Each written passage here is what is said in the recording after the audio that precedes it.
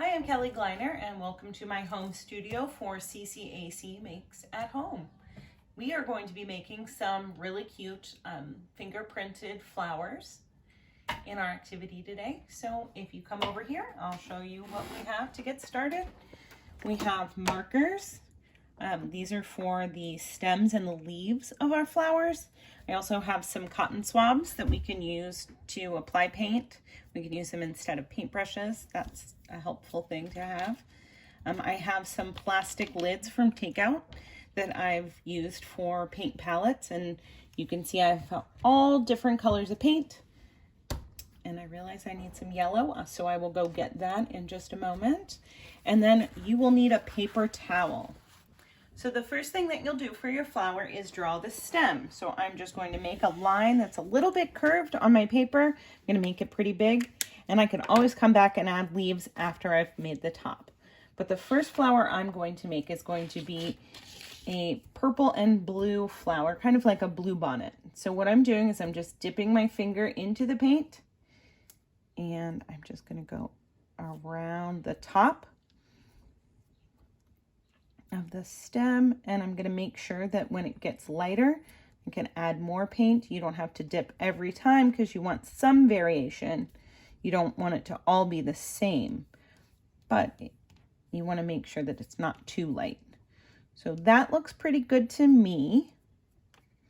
And so now I'm going to mix just a little bit of purple in there to give it a little variety and some depth.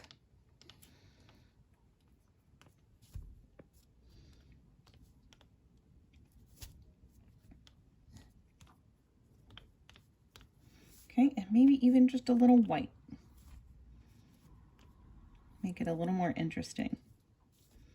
And it's really fun to mix the paint like this, but we're just using our fingers. We're not smearing it around all over, although that is a fun thing to do. But if we're making flowers, we want them to look like flowers. So there is my flower. Now I'm finished with these colors, so I'm going to go ahead and wipe on my paper towel. And then I'm going to do a different kind of flower. So for this one will be kind of a poppy. So for this one, I'm going to use a different marker because I have these great brush pens, and I'm going to go ahead and make my line kind of like that as my stem, again, just to make things a little bit different. And this time, instead of using my fingertip, I'm going to use my thumb. I'm going to make this a little bit bigger. Whoa. I did not know my thumbs were this big. So that's kind of fun. Now to me, that kind of looks like a big poppy. What do you think? So I'm going to wipe all that off my thumb. And then I think I'm going to go with some white in the middle. So this time I'm going to use my finger and make a splot of white. Ooh, I like the way that turned out. That was exciting. Okay, and I can move that around just a little bit. We have our windows open today inside the studio, and you know, it was just too windy outside and my paper towel just tried to blow into me again. Now I'm going to take my Q-tip because I want one little black dot in the middle there. So I'm going to take a Q-tip for that, or a cotton swab, I should call it that. Maybe I'll make a few more, just so there are more little seeds. There we go. That looks good. All right, so that's my second flower. Now, if you're not a super fan of getting your hands dirty, which I know a lot of our friends aren't, then you can use the cotton swab for the whole project. I'm just going to put out some pink paint because I'm going to do a lot of dots to make kind of a hydrangea. And so what I'm going to do is just put lots and lots of dots. And this one's going to be really big because I have another idea. There was a little splash. Did you see that little splash of red paint? And I just mixed that into. And I'm going to mix in some purple.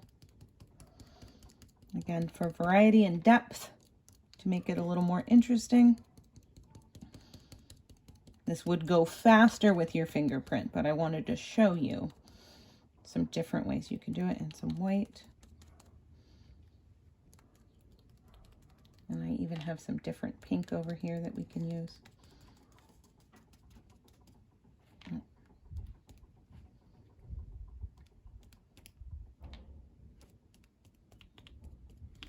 This is a small one. Maybe they're just starting to come out.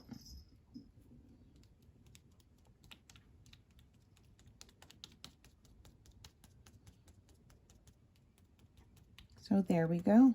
There we have a cotton swab printed hydrangea that we can use. And then I just want to keep adding because I wanted it to be really big. And then I'm going to flip this over and use the other side and maybe make some leaves.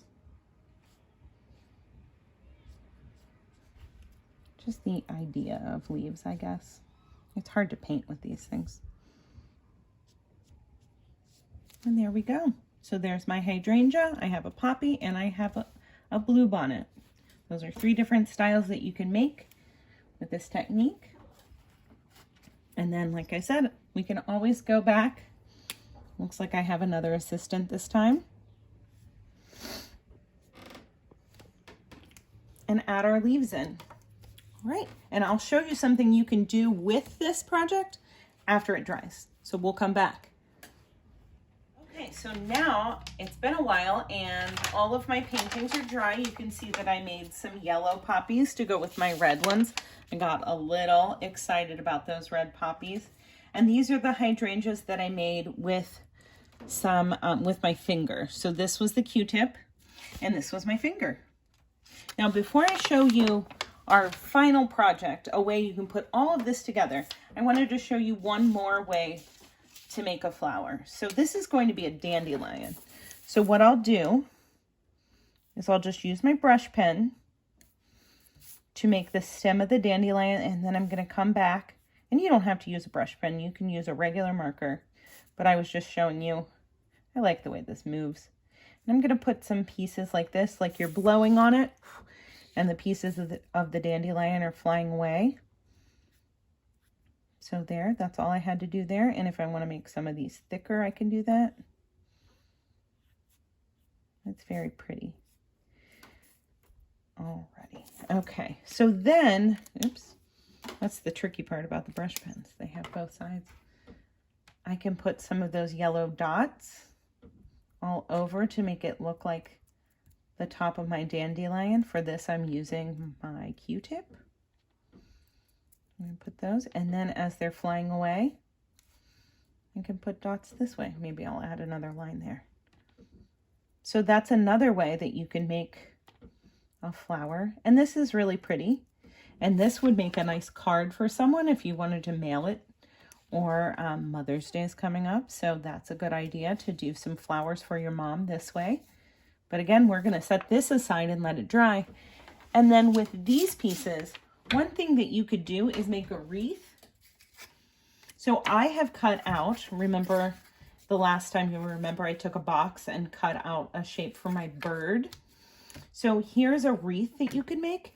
You could take your green paint and a paintbrush and paint the background of it. We can paint it with our green paint. That's one way of doing it. So I'm just going to paint.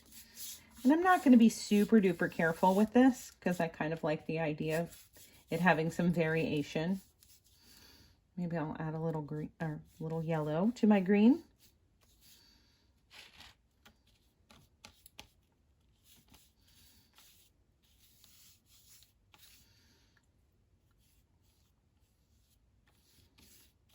So that now has a color all over it.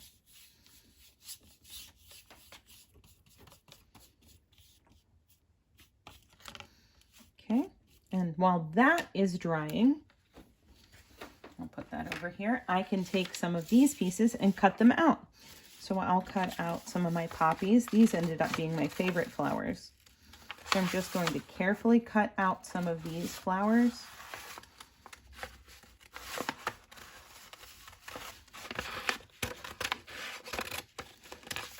Out of my paper.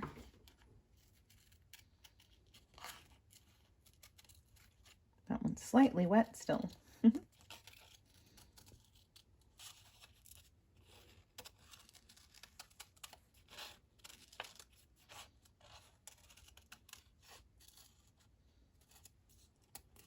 And I kind of like the idea that there's a little bit of the white still showing, but if that's not your style, then you don't have to do that.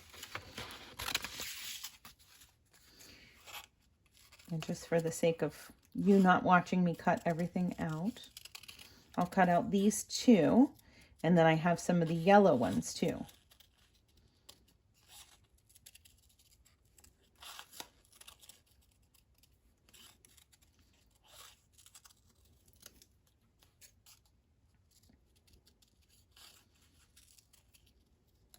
Okay, so there's two of those, and I'll cut out one of my yellows.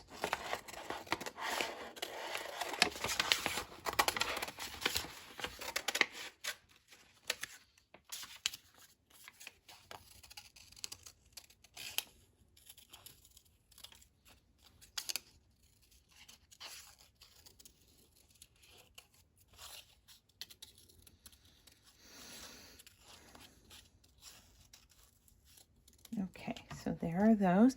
And then one of the other things we can do is use some of our paper scraps. Everyone knows that I love to collect paper scraps. And I'll cut out some different papers and make some leaf shapes. And I can add those in. Maybe I'll make a smaller leaf with the rest of this.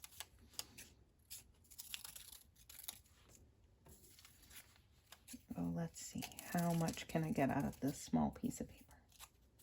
And this is origami paper that I've had for quite a while. I like to use it for all different things. And then I can grab a different paper. Look, this was already cut into a leaf. It looks like I've done a project like this before. And so now, believe it or not, that's pretty dry, even though that was just a few minutes. And I can take my glue stick, and I'm just going to add some glue to the back of one of my shapes. Put some leaves on. And then I can put some of my flowers that I've cut out onto the wreath. Now of course, you don't have to do this with your flowers. You can make them into cards. You could just have a really nice picture, a little garden picture that you've made. But I like the idea of hanging them up.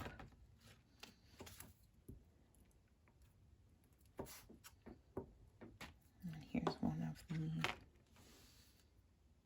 other leaves.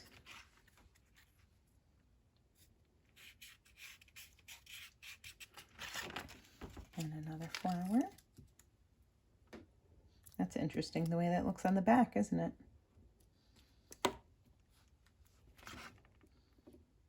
And I'll put that one there. And then, of course, I would add some more of the yellow and the red until I loved the way it looked. I think I'll do it in a pattern, but also make sure that I put some of these on the outside. And not all of them will have leaves, and that's okay too. Just play with it. Or maybe this leaf will just be, yep. That's what happens with glue, it sticks. Put this here. And then we'll continue cutting out flowers and leaves until we like the way it looks. And keep gluing them on. So that's one way of doing it. And if you have, now I would not say this bird would match these, but if you have your bird from last week, from the last project, wouldn't that be cute on there too? You could glue that on. So that could be, you could have a wreath that has flowers and your little bird from last week. That would be super cute to hang on a door. Well, thank you very much for doing an art project with me this week.